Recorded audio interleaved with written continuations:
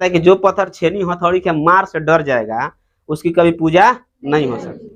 वैसे तो हजारों पत्थर रोड के किनारे फेंके रहते हैं, कोई उसको पूछने वाला रहता है? 400 प्लस तो टारगेट है।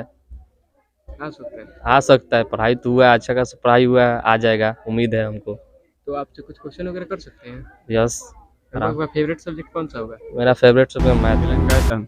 पाई आर स्क्वायर एच शंकु का आयतन, 1/3 पाई आर स्क्वायर वृत्त के एच परिधि, 2 पाई आर वृत्त का क्षेत्रफल, पाई आर स्क्वायर मूल बराबर माइनस बी प्लस में रूट अंडर डी बाई 2 है द्विघात बहुपद, A X square plus B X मिश्र बजाय कहते हैं जहाँ विश्व के सभी वस्तु आम लोग खरीदने के लिए उपलब्ध हो, जैसे भारत की आर्थिक मुंबई राजधानी। 9 समीकरण है जिनमें प्रत्येक तत्व की परमाणु की संख्या। त्रिज्याखंड का क्षेत्रफल क्या होता है? त्रिज्याखंड का क्षेत्रफल पाई आर हेलो स्क्वायर। गाइस, चलेगा फिर से मेरे चैनल में आपका स्वागत है।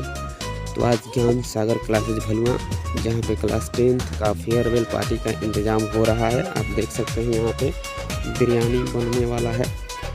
तो चलिए, अभी तक अपने वीडियो को लाइक नहीं किया तो लाइक कर लें, मेरे चैनल को सब्सक्राइब नहीं किया तो सब्सक्राइब कर दें, साथ में बेल आइकन को जरूर दबा दीजिएगा ताकि मेरे वीडियो का नोटिफिकेशन सबसे पहले आप तक पहुँचे। चलिए, यहाँ का जो भी शेड्यूल है, जो भी कार्यक्रम है, हम आपको दिखाने वाले हैं। यहाँ पर देखिए, सबसे पहले आपको दिखा रहे हैं कि यहाँ पर बिरयानी बनने वाला है, यानी कि बिरयानी पार्टी होने वाला है।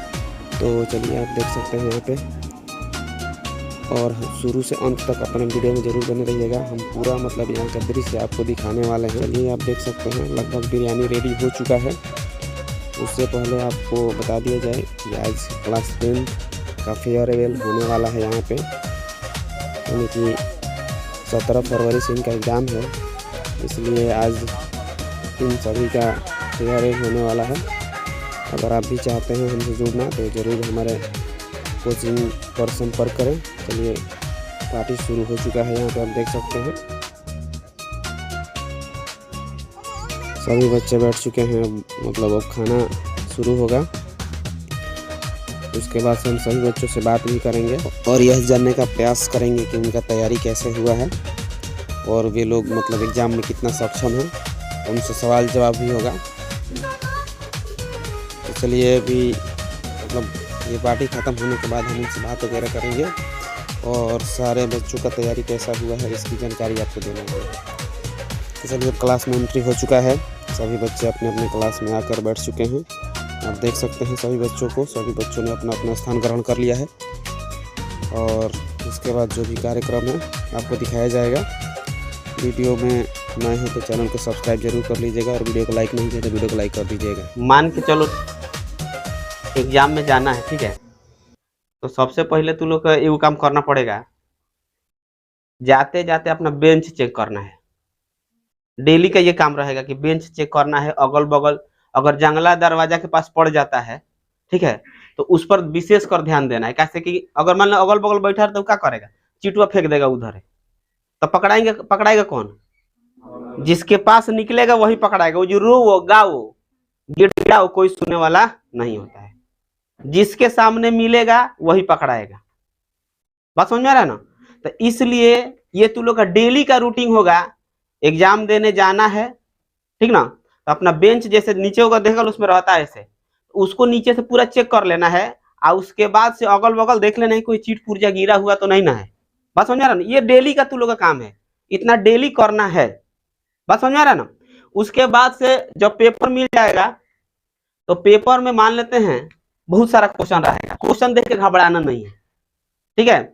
और सबसे इंपॉर्टेंट बात यह होता है कि जैसे कि मान ला कल हमको एग्जाम देने जाना है, तो तू लोग सोचो कि हम खूब रात में ज्यादा पढ़ लेते हैं, 12 बजे तक पढ़ लेते हैं। तो जब 12 बजे 1 बजे जब इसके पहले हम नहीं पढ़े हैं तो एक दिन में 12 बजे 1 बजे पढ़ के क्या कर लेंगे? कुछ कर सकते हैं? नहीं ना कर सकते हैं। तो बात यही है कि उस दिन टाइमली एकदम नॉर्मल जिस तरह डेली चलता है ना उसी तरह, क्योंकि ये तू लोग का फर्स्ट स्टेज है। मैट्रिक का जो एग्जाम होता है बच्चों के लिए बहुत इंपॉर्टेंट होता है। इसके बारे में सब कोई जानता है कि बच्चा 10th में गया, अड़दार पड़दार हितई परितई अड़दारी पड़दारी ममाउत फुफाउत सब कोई जानता है कि नहीं जानता है? जैसे रिजल्ट आता है पूरा गांव हल्ला हो जाता है कि हाँ तुम्हारा रिजल्ट क्या है, तुम्हारा रिजल्ट क्या है, ऐसे सुनने को मिलता है ना। इंटर में जाओ तो थोड़ा बहुत मतलब अगल बगल के लोग जान पाते हैं। ग्रेजुएशन में घरे के लोग के पता नहीं रहता कि बच्चा का क्या नंबर आया है, आता है नहीं ना, पता चलता है। अपने बच्चा जान के रह जाता है, उसका आगे पढ़ेगा क्या रिजल्ट है किसी को पता नहीं चला, कब एग्जाम हुआ किसी को नहीं पता चलता है। लेकिन जो 10th का एग्जाम होता है वो बहुत इंपॉर्टेंट एग्जाम होता है हर बच्चा के लिए, ठीक है। तो इसलिए ये एग्जाम में तू लोग को मतलब अच्छा से लिखना है, अच्छा नंबर लाना है। कोशिश ये होना चाहिए कि एक भी क्वेश्चन गलती से भी छूट ना जाए। अगर क्वेश्चन छूटेगा तो समझो कि तू लोग का फिर दोबारा उसका मौका नहीं मिलेगा। बात समझ में आ रहा है ना। अब देखो, मान लेते हैं कि मैथ की बात की जाए, समझ रहे हो ना, मैथ हो गया चाहे हिंदी हो गया है, हुआ ना, और संस्कृत हो गया, ठीक। तो ये 3 को, और इंग्लिश हो गया, ये जो 4 गो सब्जेक्ट है इसमें 100 ऑब्जेक्टिव क्वेश्चन, ठीक है। तो ये 100 क्वेश्चन देख के एकदम हबड़ा के केहू टिक नहीं मारना है। सबसे पहले टोटल क्वेश्चन 100 क्वेश्चन देख लेना है।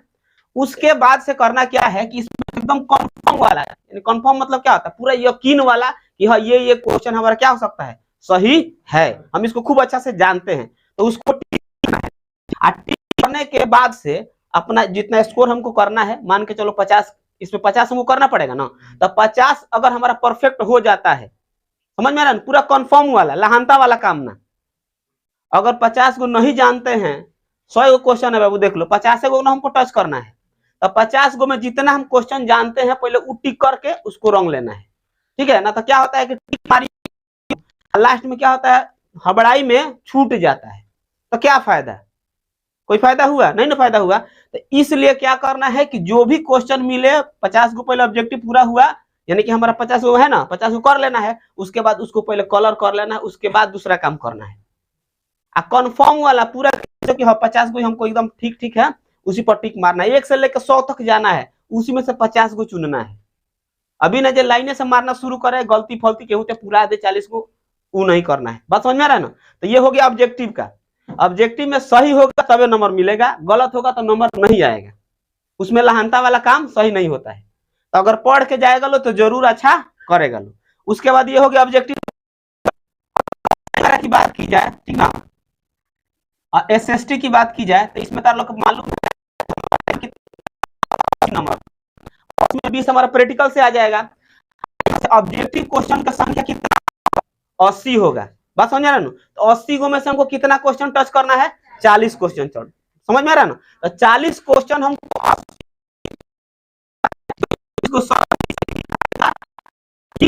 कर लेना है। बात समझ में आ रहा है ना। ये हो गया ऑब्जेक्टिव वाला, माने दोनों माने जितना भी सब्जेक्ट है उसमें पहले यही मिलेगा, ऑब्जेक्टिव क्वेश्चन करने को मिलेगा। ऑब्जेक्टिव क्लियर हो जाएगा, उसके बाद से सब्जेक्टिव क्वेश्चन, ठीक है। अगर तैयारी बढ़िया हुआ है तो लोग कहता नंबर भी अच्छा आएगा, लगभग तैयारी तर लोग अच्छा है। बात समझ में आ रहा है ना।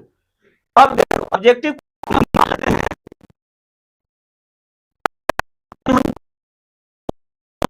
क्वेश्चन बनाना कितना है, इसमें से 15 क्वेश्चन कर लेना है, ठीक है। अब इसमें भी मान लेते हैं हम कोई नहीं जानते हैं, फिर भी हम 15 क्वेश्चन जानेंगे। अगर पढ़ के जाएंगे तो जानेंगे, ना पढ़े वाला तो एक को नहीं जानेगा, जानेगा नहीं जानेगा, नहीं जानेगा, ठीक है। तो में से अब बकिया 15 को छोड़ देना है। 8 गो ऑब्जेक्टिव, 8 गो आएगा 5 नंबर या क्वेश्चन, 8 गो में से 4 क्वेश्चन हम अच्छा से जानेंगे, जानेंगे कि नहीं जानेंगे, मान लो पढ़ के जाएंगे तो जरूर जानेंगे। तो उसमें से हमको कितना क्वेश्चन सॉल्व करना है, 4 क्वेश्चन सॉल्व कर लेना है।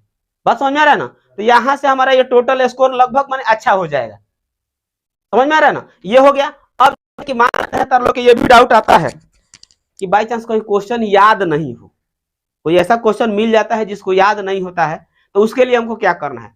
तो सबसे पहले ये काम करना है, जो भी हम एग्जाम देने जाएंगे तो उसके पहले चौथाई वगैरह मोड़ लेना है। चौथाई मोड़ने का मैं समझता है ना, उसको 4 पार्ट में, मतलब पेपर को 4 पार्ट में फोल्ड कर लेना है, ठीक है। एक पार्ट छोड़ देना है।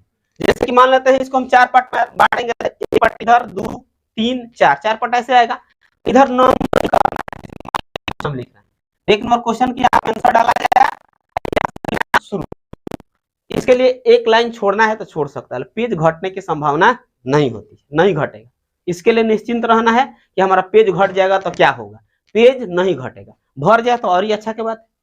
अब यहाँ तक हम लिखते लिखते गए, यहाँ तक हमारा क्वेश्चन कंप्लीट हो गया। जबरदस्ती यहीं पर फिर नंबर नहीं डालना है, 1 से 2 लाइन छोड़ दो, 2 लाइन छोड़ेगा तो कोई दिक्कत नहीं है, छूटना चाहिए। इसका भी कारण है, क्यों, अगर मान लेते हम लिखना शुरू कर दें एग्जामिनर क्या करता है, मतलब पेपर चेक करेगा, तेजी में चेक करेगा ना, तो तेजी में जब चेक करेगा तो यहाँ अगर तारा सटा हुआ मिलेगा तो क्या समझेगा कि एक ही क्वेश्चन का आंसर टोटल यहाँ तक है, ये नहीं समझेगा, तो इस एक को नंबर में उसको ऐड कर देगा, तो तार 2 गो के मेहनत 1 में चला जाएगा, जाएगा कि नहीं जाएगा।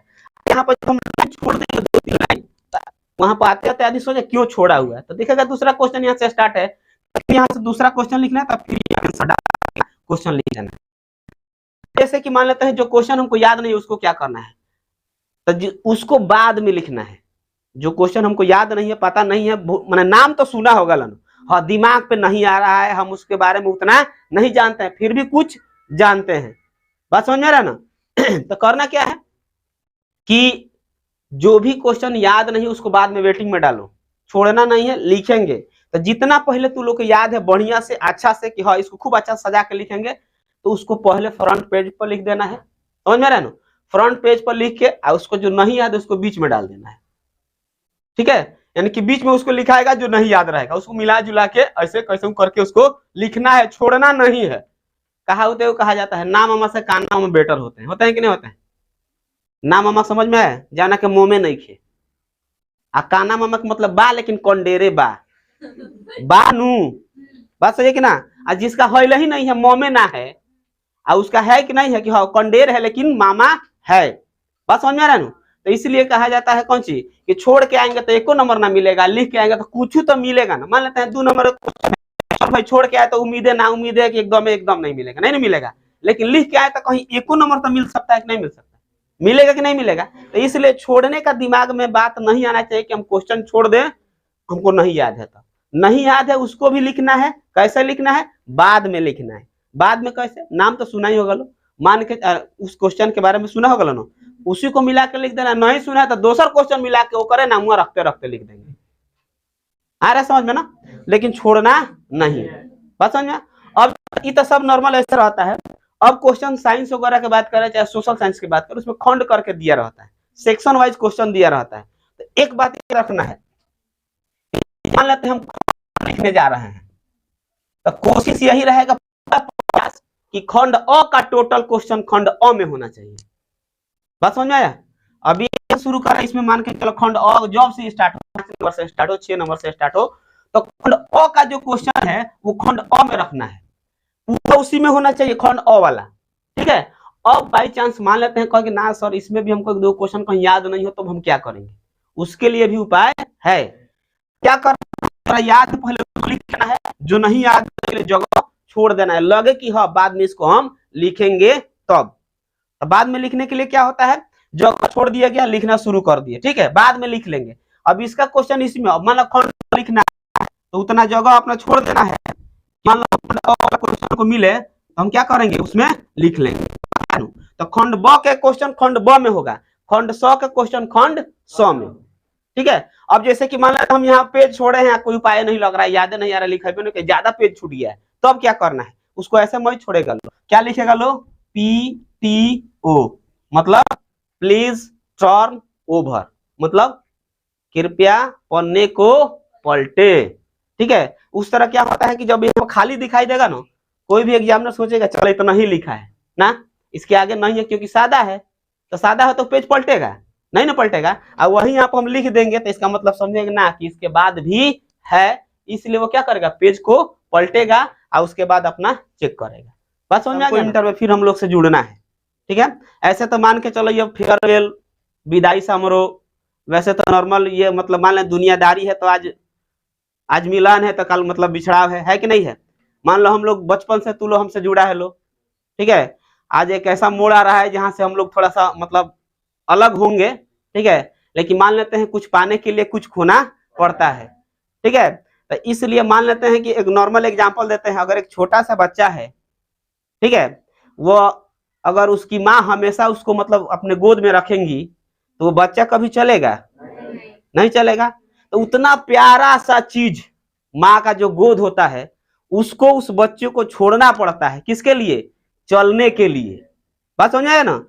यानी कि जब वो बच्चा माँ के गोद को छोड़ेगा तभी वह क्या करेगा, आगे बढ़ पाएगा, अन्यथा वो हमेशा क्या रहेगा, विकलांग हो जाएगा। बात समझ में आ रहा है ना। तो इसलिए हमें कुछ पाने के लिए कुछ खोना पड़ता है, जब तक हम कुछ खोएंगे नहीं तब तक कुछ पाएंगे नहीं। बात समझ में आ रहा है ना। तो इसलिए चलो यहाँ से हम लोग कुछ अलग होंगे, मतलब आगे बढ़ना है। तो उसके बाद से तू लोग फिर हमसे जुड़ेगा लोग, ठीक है। छेनी हथौड़ी के मार से डर जाएगा, उसकी कभी पूजा नहीं हो सकती। वैसे तो हजारों पत्थर रोड के किनारे फेंके रहते हैं, कोई उसको पूछने वाला रहता है। अब उसी पत्थर पर कलाकार छेनी हथौड़ी से कला कर देता है तो लोग उसकी पूजा करते हैं। बात समझ में रहा ना। तो यही बात हमारे पास भी है कि ऐसे तो नॉर्मली में तू लोग को पढ़ा के छोड़ दिया जाए, और जो मार से डर जाए पढ़ाई के प्रति, तो वो मतलब कामयाब हो सकता है? पढ़ेगा ठीक से? नहीं पढ़ेगा। बिना गाइडेंस के कुछ हो ही नहीं सकता है। जब तक गाइडेंस नहीं किया जाएगा तब तक बच्चा पढ़ेगा लो, नहीं पढ़ेगा लो। तो आपका नाम क्या है? मेरा नाम कुणाल कुमार है। आप किस कोचिंग में पढ़ाई की है? अब हम ज्ञान सर क्लासेज जो फलुआ गांव में है वहाँ पे हम लोग पढ़े हैं लोग। कितने दिनों से पढ़ रहे हैं आप? हम लगभग 4-5 साल से यहीं पे पढ़ रहे हैं, छोटे से लेकर यहाँ तक, अभी तक यहाँ तक 10th क्लास तक आ गए हैं पढ़ते पढ़ते। तो आपको आपकी तैयारी बहुत अच्छी तरीके से हुई होगी। हाँ, अच्छा हुआ है। लगभग टारगेट कितने का है? 450 प्लस तो टारगेट है। आ सकता है। आ सकता है, पढ़ाई तो हुआ है, अच्छा खासा पढ़ाई हुआ है, आ जाएगा, उम्मीद है हमको। तो आपसे कुछ क्वेश्चन वगैरह कर सकते हैं? यस। आपका फेवरेट सब्जेक्ट कौन सा होगा? मेरा फेवरेट सब्जेक्ट मैथ है। मैथ्स। उसमें फार्मूला वगैरह सब सही होगा? हाँ, फार्मूला सही है। और वो पढ़ाते कौन है? राजीव सर, मेरे राजीव सर पढ़ाते हैं। मैथ बहुत अच्छा हुआ का? बहुत अच्छा हुआ है। उसमें कुछ फार्मूला वगैरह पूछ सकते हैं? एकदम पूछ सकते हैं, क्यों नहीं। साइन स्क्वायर थीटा का मान बता सकते हैं? 1 - cos square theta. Sine square theta का मान 1 - cos स्क्वायर, ठीक है। और आप त्रिभुज के क्षेत्रफल के बारे में बता सकते हैं? वो छोटा वाला त्रिभुज का क्षेत्रफल 1/2 × b × h होता है। अच्छा, तो आप अल्फा प्लस बीटा का मान बता सकते हैं? अल्फा प्लस बीटा का मान -b/a। और आपका कोई और भी सब्जेक्ट जिसमें आपको अच्छे हो? मैथ ही हमारा फेवरेट सब्जेक्ट है, तो मैथ ही में थोड़ा ज़्यादा ध्यान है, और सब फिजिक्स विजिक्स सब थोड़ा बहुत याद है, पूछ सकते हैं। ठीक है, तो धन्यवाद जानकारी देने के लिए। ठीक है। तो आपका नाम क्या है? ईशान कुमार। और आप कहाँ पे पढ़ाई किए हुए हैं? ज्ञान सागर क्लासेज जो कि हमारे गांव में है, जो राजीव सर पढ़ाते हैं, वहीं पर पढ़ाई किए हैं। आज आपका क्या है? हम्म? आज आपका क्या है यहाँ पे? आज हम लोग का फेयरवेल है, तो सभी बच्चे आए हुए हैं, इसलिए। एग्जाम कब है आपका? एग्ज़ाम 17 से स्टार्ट है। आपकी पढ़ाई सही तरीके से हुई होगी? पढ़ाई सब अच्छी तरीके से हो गई है, क्योंकि यहाँ पे बहुत अच्छे तरीके से सब रिवीजन वगैरह, सिलेबस बहुत टाइम से पूरा हो गया था, तो सब सही है। और आपका कुछ सब्जेक्ट होंगे जिसमें आप बहुत अच्छे होंगे? सब्जेक्ट तो सब अच्छे हैं, लेकिन एक मैथ है जो अच्छा है। अच्छा, मतलब अच्छा मैथ है। मैथ वो कौन पढ़ाते हैं? वो तो राजीव सर पढ़ाते हैं, बहुत अच्छा पढ़ाते हैं। तो आपसे उसमें से कुछ क्वेश्चन वगैरह कर सकते हैं ना? जी बिल्कुल कर सकते हैं। जी। तो आप बता दीजिए। तो आपसे कुछ हिस्ट्री में क्वेश्चन पूछ सकते हैं? जी बिल्कुल पूछिए। तो आप बता दीजिए कि राष्ट्रवाद किसे कहते हैं? राष्ट्रवाद आधुनिक विश्व की ऐसी क्रांति है जो किसी देश या परिवेश में रहने वाले लोगों के बीच एकता का वाहक बनता है। एटीएम का फुल फॉर्म क्या होता है? ऑटोमेटिक टेलर फार्मूला वगैरह पूछ लेते हैं। बेलन का आयतन? बेलन का आयतन πr²h। शंकु का आयतन? 1/3 πr²h। वृत्त की परिधि? 2 πr। वृत्त का क्षेत्रफल? πr²। मूल बराबर -b + d/2 है। द्विघात बहुपद? ax² + bx + c। Very good. चलिए उसके बाद आइए हम आपसे कुछ फिजिक्स में नहीं, साइंस में कुछ क्वेश्चन पूछ प्रकाश लेते के हैं। अपवर्तन के दूसरे नियम का स्नेल का नियम कहते हैं, जो इस प्रकार के दो बिंदुओं के बीच आपतंकों की खिंचाई अपवर्तन की खिंचाई का अनुपात एक नियतांक होता है। sin i/sin r = 1 नियतांक। चलिए वेरी गुड। उसके बाद बताइए आपकी निकट दृष्टि दोष क्या है? निकट दृष्टि दोष, जब किसी व्यक्ति को दूर की वस्तु नहीं दिखती तो उसे निकट दृष्टि दोष कहते हैं। आकाश का रंग नीला क्यों प्रतीत होता है? आकाश का रंग नीला क्यों प्रतीत होता है? कभी कभी जब सूर्य प्रकाश वायुमंडल से होकर गुजरता है तो वायुमंडल के गैस के रोड जाता है धूल के कण इत्यादि से प्रकृति होता है। इसमें सबसे मुख्य रंग नीला होता है, जो नीला रंग अधिक प्रकृति कहते हैं। यही प्रकृति प्रकाश हमारी आंखों तक पहुंचता है और आकाश का रंग नीला दिखाई पड़ता है। चलिए बहुत अच्छा। तो चलिए आपका जो टारगेट है, यानी कि आप इस एग्जाम में मतलब कितना स्कोर मतलब आपको उम्मीद है कि आप कर सकते हैं? जी टारगेट तो 450+ है और मेहनत तो हुआ है, तो आने की संभावना है। चलिए ऑल द बेस्ट। हम उम्मीद करते हैं कि आपका उतना मतलब जो टारगेट है आप उस टारगेट को अचीव कर पाएं। चलिए सबसे पहले हम आपका इंट्रोडक्शन जानना चाहेंगे। आपका नाम क्या है? मेरा नाम आसिफ अली है। मैं पट्टी बलुआ रहता हूँ। इसी गांव में कोचिंग में करता हूँ। सर के कोचिंग है पट्टी बलुआ में, ज्ञान सागर क्लासेस बलुआ। यही पर हम तैयारी हुआ है। मतलब आपका तैयारी कैसा हुआ है? बहुत अच्छा हुआ है।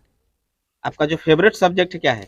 Social science. सोशल साइंस का फेवरेट सब्जेक्ट है। तो बताइए, तो खूनी रविवार से आप क्या समझते हैं? 22 जनवरी 1905 को लोगों का समूह रोटी दो का नारा लगा हुआ तो सेंट पीटरबर्ग स्थित महल की ओर जा रहे थे। जार के सेना ने उनको अंधाधुंध गोलियां चलाई जिससे हजारों लोग मारे गए। यह घटना रविवार को हुआ था, इसलिए इसे खूनी रविवार कहते हैं। चलिए, उसके बाद आप बता दीजिए कि राष्ट्रवाद क्या है? राष्ट्रवाद आधुनिक विश्व का प्रतिफल है। यह एक ऐसा भावना है जो विशेषकर संस्कृति परिवेश में रहने वाले लोगों में एकता बनाने की वाह है। विश्व बाजार? विश्व बाजार उस तरह बाजार कहते हैं जहाँ विश्व के सभी वस्तु आम लोग खरीदने के लिए उपलब्ध हो, जैसे भारत की आर्थिक राजधानी मुंबई। चलिए, वेरी गुड। मैथोग्राम फार्मूला वगैरह हाँ, सब क्लियर है। तो बताइए, तो आप शंकु का आयतन क्या होता है? 1/3 पाई आर स्क्वायर एच। बेलन का आयतन क्या होता है? पाई आर स्क्वायर एच। बेलन का पाई आर स्क्वायर। अच्छा, बताइए साइन 60 का मान कितना होता है? साइन 60 का मान हाँ, 1/√3/2। अच्छा, 10 45 का मान 10/45 मान 1।